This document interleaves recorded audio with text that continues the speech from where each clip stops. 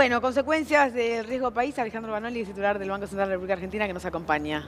Este riesgo país que no permite hacer nada, nadie quiere mover nada con respecto a la Argentina. Este riesgo país tiene que ver con esta política de endeudamiento y esta vulnerabilidad en la que nos puso este gobierno, ¿no? A partir de un conjunto de políticas. Vos fíjate una cosa, todos los países de América Latina están creciendo. La Argentina es el único país que está en recesión. Esto marca claramente de que las políticas de apertura, endeudamiento, nos han llevado a una situación de vulnerabilidad, pero sobre todo de gran crisis en la economía real. 110.000 personas perdieron el trabajo y un aparato productivo que está prácticamente quebrado. Bueno, y entonces el punto es, ante esta situación y con un gobierno que pretende llegar al déficit cero, que pareciera cada vez más alejado por obvias razones, ¿cómo se avanza además en un año electoral, Alejandro? Es decir, con un Banco Central que dice, quiero bajar las tasas, pero cuando bajo tasa me sube el dólar. Si sube el dólar, el humor social empieza a complicarse y las últimas encuestas le dicen al gobierno que puede ser más optimista porque ha bajado o ha terminado la caída del presidente, pareciera, y ha empezado a subir. Entonces... Bueno, vos fíjate que el gobierno lo único que aspira hoy en economía es tratar de tener las variables financieras controladas. Y para esto incluso tienen tanto temor que mantienen con estas supertasas el dólar muy cerca del piso de la banda, ¿no? El gobierno fijó una banda de flotación, ¿no? Y llegó a estar a 40 pesos y la bajó para mostrar un cierto éxito, aunque el precio de esto es este cuadro que nosotros hablábamos. Si el gobierno no cambia, y no hay ningún indicio de que vaya a cambiar de políticas, vamos a tener un año que viene ultra recesivo, con una gran vulnerabilidad. ¿Qué significa ultra recesivo ya con lo que tenemos? Porque ya estamos en recesión importante. Y bueno, pasa lo siguiente, ultra recesivo suena a no se mueve nada. A no se mueve nada, exactamente, porque a ver, si no se recupera el poder adquisitivo del salario, si las tasas de interés no bajan, y en este esquema, vos fíjate que el gobierno intentó bajarlas algo más, pero se asustan con los movimientos del dólar, y por otro lado, están en este corset de que la cantidad de dinero no puede aumentar. Este es un compromiso con el FMI. Entonces, son un conjunto de políticas que están agravando las consecuencias y por acumulación, si el salario sigue perdiendo o no recupera con el dólar. No hay margen para el crédito con estas tasas de interés. Si se mantiene esta política monetaria y esta política fiscal de pretender ajustar y ajustar a la economía, no hay posibilidades de reversión en el año que viene, que de por sí va a ser un año complejo por lo electoral, y va a ser un año complejo también porque la situación internacional, con esta guerra comercial entre China y Estados Unidos, con Estados Unidos subiendo la tasa de interés, tiene una serie de complejidades que si el propio gobierno no adopta medidas para recuperar la economía, va a ser un año muy complejo. A ver, Agustín, ¿tenés más datos? Sí, hoy salieron datos que confirman lo que nos está contando Alejandro Banoli de la situación de recesión de la economía. De hecho, lo confirman técnicamente. Sabés que vos en economía técnicamente podés afirmar que tenés una recesión cuando tenés 2 trimestres consecutivos donde la variación del Producto Bruto Interno, la medida básica de todos los bienes y servicios que produce una economía, cae. Este es el caso que se confirmó en la Argentina hoy.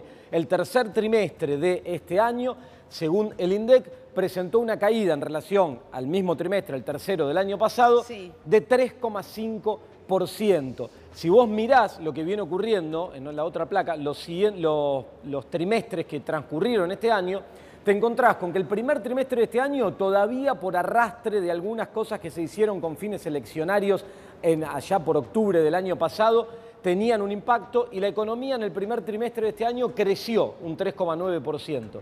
El segundo trimestre ya sintió el impacto de lleno de la crisis que empezamos a transitar este año, 4% de caída, y este tercero, como te decía recién, 3,5%. Por eso decía que técnicamente esta confirmación de que la economía ya se encuentra en recesión.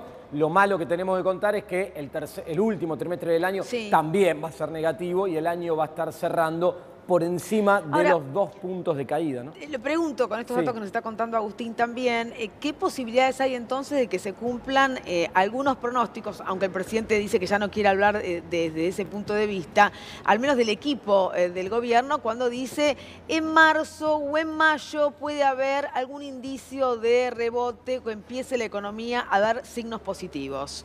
Hoy no se ve ninguna posibilidad de que eso vaya a ocurrir. A lo sumo, lo que puede llegar a ocurrir Sí. es que allá por marzo, abril, cuando empiecen los resultados de la cosecha del nuevo año, dado que pasó la sequía, haya mejores indicadores vinculados con ese sector en particular. Ahora, te voy a mostrar en un rato lo que está pasando ahora con datos en la industria, en el comercio, con el mercado interno.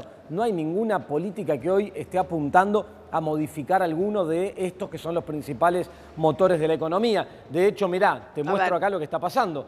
Cuando vos descomponés el Producto Bruto Interno en los principales motores que explican que una economía crezca o no, te encontrás con lo siguiente, según lo que comunicó hoy, hace un ratito, el INDEC. El consumo privado, el consumo de cada uno de nosotros que nos movemos en esta economía, cayó en este tercer trimestre en relación al año pasado 4,5%. ¿Esto por qué? Te resumo muy fácilmente. Hay menos empleo, hay menos poder adquisitivo en los salarios y las tasas de interés en las nubes hacen que en la economía no haya crédito. Consumo público, esto es el gasto público desde parte del Estado, que también tiene impacto en la economía, 5% de caída. ¿Esto a qué responde? A la política de ajuste que el propio gobierno implementa. Las exportaciones, o sea, aquella demanda que viene del exterior, si te compran desde Brasil o de otros países del mundo, cayeron 5,9%. Esto que dice formación bruta de capital es un término técnico, pero en definitiva es inversión. La inversión, tercer trimestre ahora contra el mismo del año pasado, cayó 11,2%, como te venimos explicando en este contexto, ¿quién va a invertir en alguna cuestión productiva en esta economía? Por eso se cayeron las PPP, ¿viste? Bueno, entre otras cosas, que era la gran apuesta del gobierno para que haya inversión, así que es peligroso. Ahora, fíjate, todos esos motores que te acabo de mostrar, que hoy están para abajo, ¿qué política visualizás que apunten a que alguno se revierta y que el año pasado que el año que viene, vaya a crecer? Ninguno. Ninguna. Ahora, te termino de cerrar algunos datos que salieron hoy en la desagregación del PBI por sector. Fíjate, agricultura, 5,2% de caída, datos de hoy, tercer trimestre contra el año pasado. Industria, 6,6%, sigue siendo uno de los grandes perdedores acá el sector de la industria. Comercio, vinculado con todo lo que es la actividad interna, 8,9% de caída, muy fuerte esta caída. Hoteles y restaurantes, el PBI desagrega esta cuestión y lo mira de cerca, tiene que ver también con el turismo, 3,5% de caída, aún con devaluación, ¿no? Que supuestamente iba a traer turismo a la Argentina. Transporte y comunicaciones, 3,8% de caída. Y para cerrar, ¿cuál fue el sector que presentó un crecimiento? Intermediación financiera. Ahí está, mirá, más grande 5,1% fue el sector que explica que el PBI no haya caído tanto, porque la intermediación financiera, la timba financiera con estas tasas de interés todavía da crecimiento. El resto te la debo. Claro, esto está lejos de nuestra realidad cotidiana. Eso del MAS no es para nosotros, es para un grupito muy chiquito, que siempre gana en general, ¿no?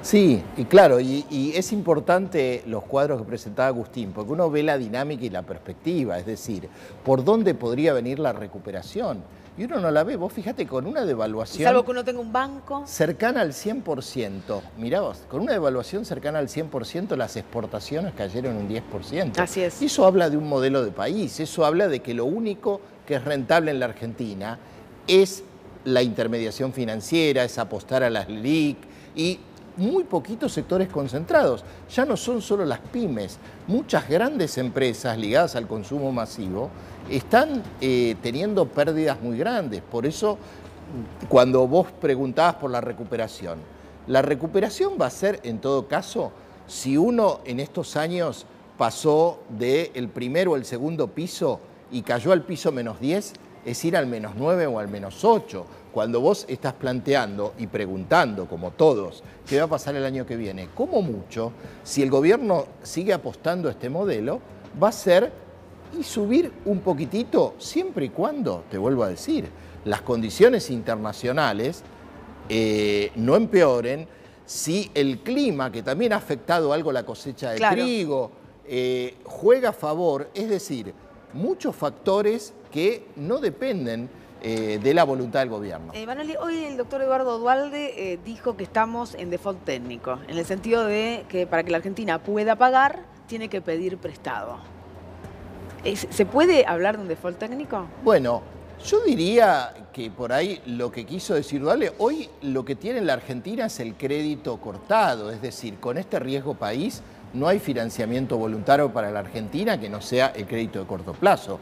Pero este riesgo país lo que está reflejando es que hay un convencimiento en el mercado que a partir del año 2020, gane quien gane, el gobierno de turno se va a tener que sentar con el FMI, con los acreedores, y reprogramar la deuda y discutir un nuevo programa económico. Es decir, y te doy un dato que es muy concreto, hoy por hoy la deuda en relación a que la Argentina produce está cercana al 100%, es decir, pasamos de una deuda que en 2015 estaba en torno al 40% del PIB a una deuda de todo el PBI, 100%. Esto no pasó ni en los años 90, no pasó ni en el año 2001. Entonces, esto es lo que está viendo todo el mundo. Por eso cuando Duhalde y cuando los mismos representantes, te diría, más allá de lo que opina la política local, de los propios inversores extranjeros, es que la Argentina no va a recuperar crédito voluntario porque todo el mundo ve dos cosas: